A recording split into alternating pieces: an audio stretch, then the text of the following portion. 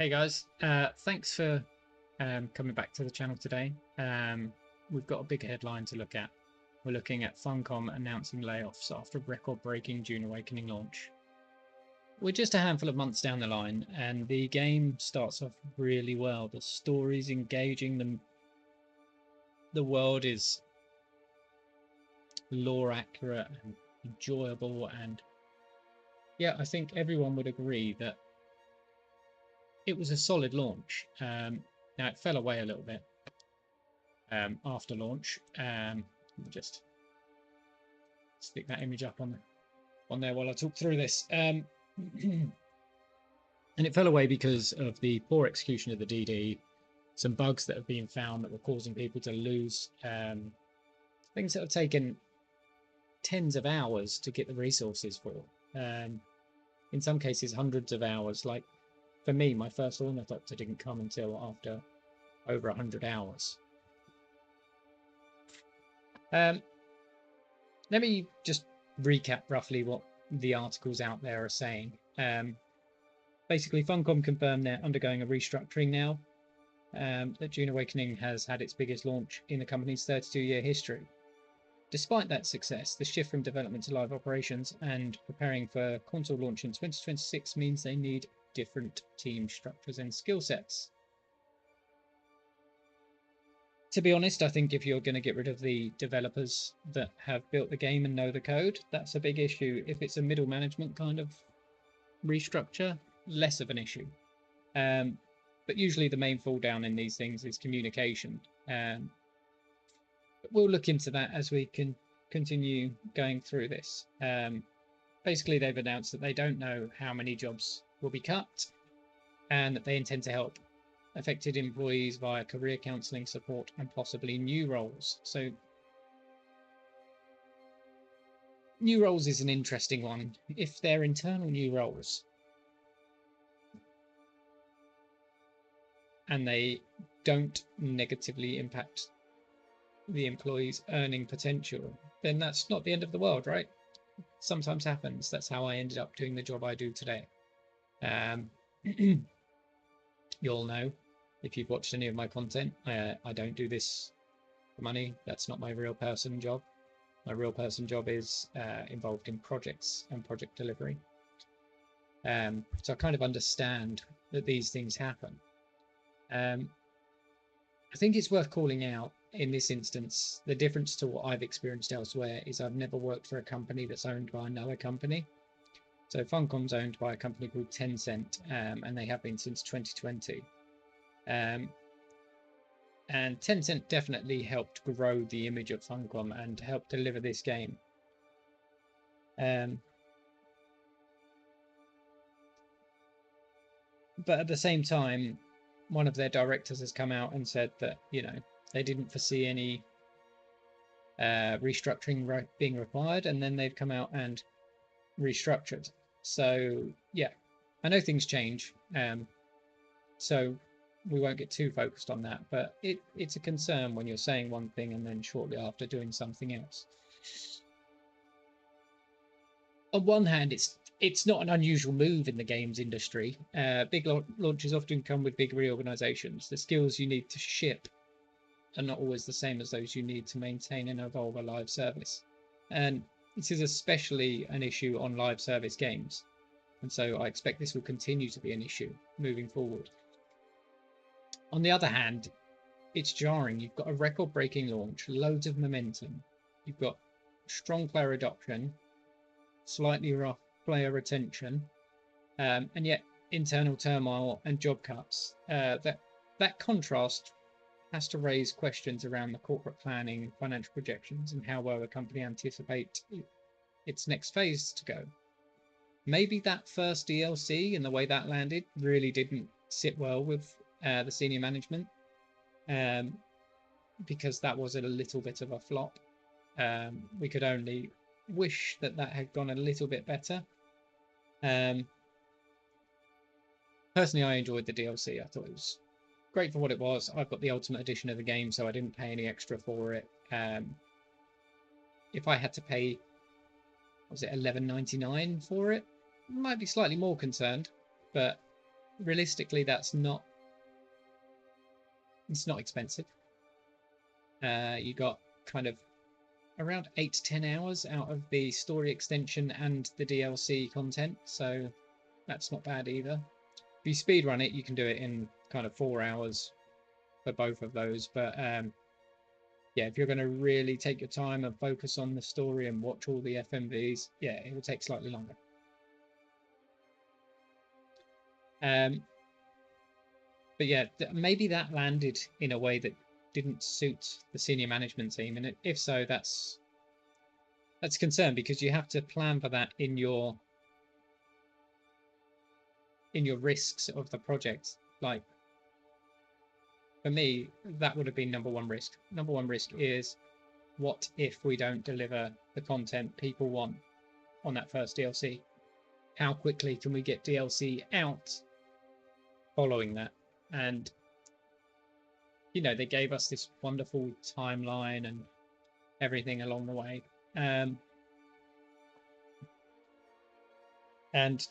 you know, that created a level of excitement, especially for me. Like, I've got lots of hours in this game. I love it. I will continue to play it until it's not available to be played. But yeah, the numbers are dwindling. If you look at Steam charts at the moment, just one moment for me. Steam charts. There we go. And yeah, if you look at the Steam chart, there are only 8,000 players online right now, and the 24-hour peak is 17,500. The all-time peak was nearly 190,000. And if we just spread this to the maximum, you can see we've got the advanced access on the 5th of June. So we had 93,000 for that, dropped down to 91. Peaked up again to 117,000. Then the actual Steam release was 10th of June. That got us to 142,000, and then it had 189,000 by the 15th. You can see these spikes seem to be almost on a weekly basis. In fact, are they always on a Sunday? Yeah, so Sundays were the day to play. Which is quite interesting when you think about it. Like, for me personally, I'm not sure I'd want to sit there playing Dune on a Sunday. I'd rather spend that time with family. But yeah. Sorry, I just zoomed that in for you. But yeah, every Sunday you see a small peak. Small peak. And that peak gets smaller and smaller. You get a little spike on the release of the DLC. People actually enjoyed that. And then it falls away again. And now, Sunday 28,000. Saturday 23, Sunday 24,000. And that's 4,000 players drop in a week from already low numbers. And judging by these numbers, I think we're probably going to see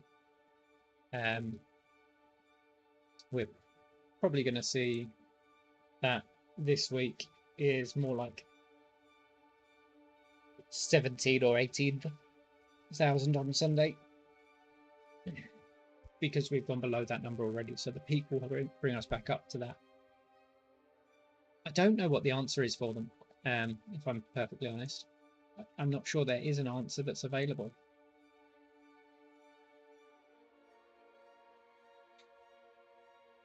One thing that is of concern for me personally is the decision not to disclose how many people will be impacted. How is that affecting the staff that have got to continue working on the game? It's not going to be great. I've been there. I've done it. I've been made redundant. I was told that my job should be safe because I was in not a senior management position, but I was a junior manager. And it rocked me badly to be made redundant. Yeah, it was a real negative experience. And for me to have to have told a load of my employees that they were being let go, and then I was on the chopping block next. This wasn't fun.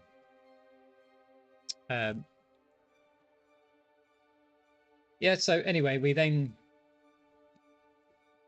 get on to a bit of seeing what the live service game looks like moving forward.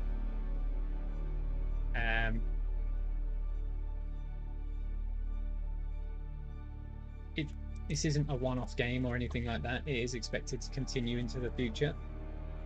They're preparing for the console launch in 2026.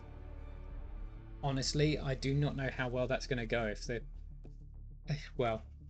If PC players are all gone by then, I'm sure you'll get back the PvPers and players like that.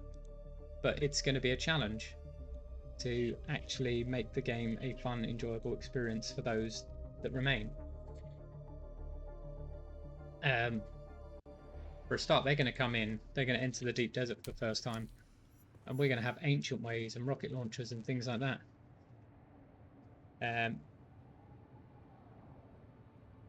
Sorry, the ancient way is a rocket launcher. We're just going to have a lot more gear than them.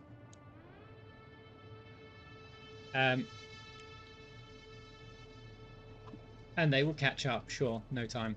It won't take them long. But right now, it just doesn't feel good for them,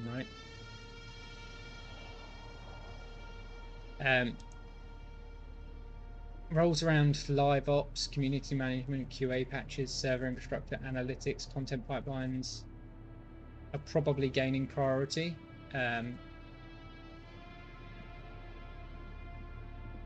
got a feeling they're kind of more structured for, or restructuring for constant content updates and player engagement, rather than like the delivery process, one-time delivery sprints. But yeah, we'll have to see how that goes, because restructuring always has risk. You lose some institutional knowledge when people leave. They know the code, they built the code, they understand the code, kind of thing. Where you're going to have somebody come in and actually learn that. If you get rid of the wrong people. Thinking about it from a governance angle, being under Tencent's ownership actually should give Funcom access to decent development resources. But also, on the flip side of that, there'll be that pressure to deliver sustainable revenue and margins. Sorry, I'm not playing much as I go through this. It feels like it's important to talk through it and focus on the subject, because I've been there. I've been made redundant in the past. And people need to know that everything they've done for that role before being made redundant matters. But yeah, anyway, so the flip side of being under those deep resources is also the pressure to deliver. The layoff could reflect pressure from investors to tighten down now that the hype's cooled down a little bit. Just going back to that, I've been through this. I feel like we should really center the human side of this, no matter how strategic it is for the people affected. This is a serious life disruption on their careers, on their financial stability. It will give a lot of mental stress, anxiety. The statement about providing counselling and support is good, but we don't know how deeply or broadly that will go. And we shouldn't know that as externals, but hopefully they get the support that they need. And when a studio you love or respect has internal shakeups, it can influence community trust. Luckily, I don't love Funcom yet. This is the first game of theirs I've played and enjoyed. I didn't play Conan Exiles, didn't play any of those other games that they make. I couldn't even tell you the name of the other games they make. DUNE Spice Wars was one. But yeah. People are going to be wondering about the stability of the team behind the updates.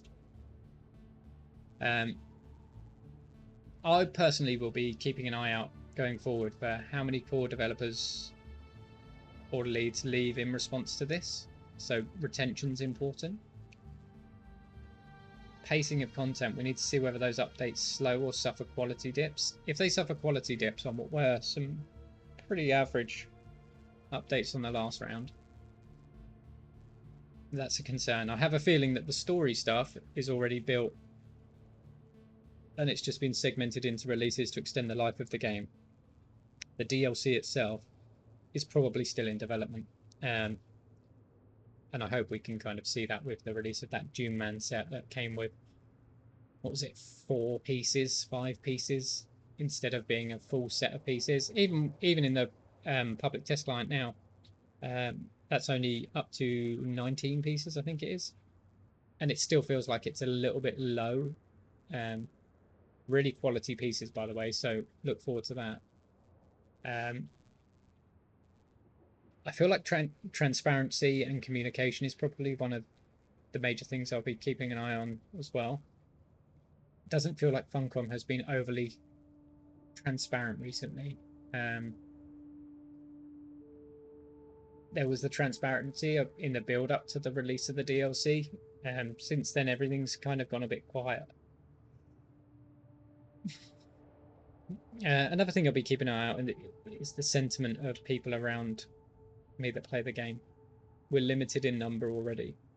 I was in a guild of 32. I'm now in an active guild. There are still a lot of those people in the guild. I think we're at 27 players in the guild now, but only 4 or 5 of us are still active. But if that potential backlash does mount, it could see damage to the brand and player attention. So more of us may drop out and leave. Personally, I'm going to try and hang around as long as I can, as I really enjoy this game. The final thing is that console transition. Bringing in PS5 and Xbox players will be a massive test. Not just in terms of the stress test of the resources and those kind of things, but actually whether they can regain some of that glory from the opening weekend. I mean, 1 million copies sold in the first month was insane. That's fantastic for a game like this. But the fact that they didn't release it on consoles at the same time means that they were also a little bit cautious around how well the game itself would do, and maybe they were surprised a little bit with how well it did do. But that's something that I'll be keeping an eye on anyway. The final thing is I'll keep an eye out for any rumors or leaks about how many people are cut, which departments are most effective, and whether this causes ripple effects within Tencent's European holdings.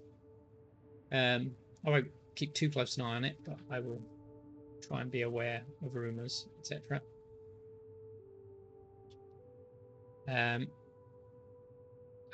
got so many notes written down for this. I'll try and speed through the last bit because we've already gone on for 18 minutes and I want to keep this under 20 minutes. So it's not unique. We've seen similar moves after big game launches or during live service transitions. Studios sometimes fold or shrink post-launch. This is definitely more of a shrinking, whether it's a small shrinking or a large shrinking. There's shrinkage on display. Given the hype around Dune, it's a little bit more striking this time around, just because it was unexpected for how well the launch has gone. Personally, I would have probably given it until 2026 to make those decisions. If I had to make those decisions, I'm going to keep saying personally because it's all my opinion. I probably wouldn't have made those decisions until, at very least, the next DLC has dropped. Which is looking like 2026 now anyway. Some companies spin off live ops teams or outsource parts rather than laying off internal staff. Funcom seems to be choosing internal reorganizations instead. Fair enough. So in reflection, what's the takeaway?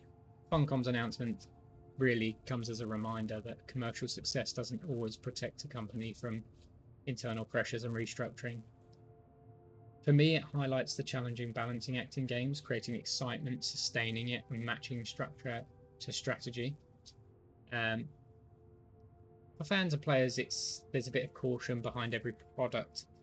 There's people and systems. Changes behind the scenes can ultimately influence what you see. Yeah, as I say, I'll keep following developments. I'll update as I learn more. That's my mouse click today. But yeah, I think it's a lot of lessons in this.